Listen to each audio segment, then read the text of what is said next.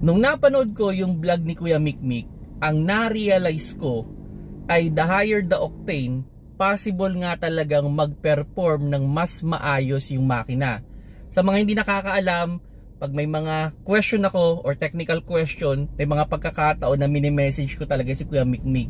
At pag nagbigay yan ng detalye, napakahaba na halos kumpleto na.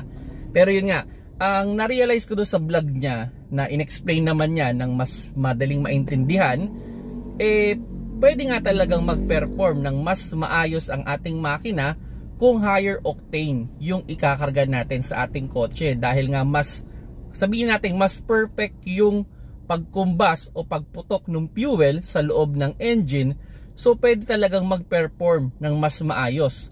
Unlike nung maggagas tayo ng low octane na pwedeng mas mabilis siyang pumutok, so ang tendency ay hindi mo mas efficiently na magagamit yung fuel.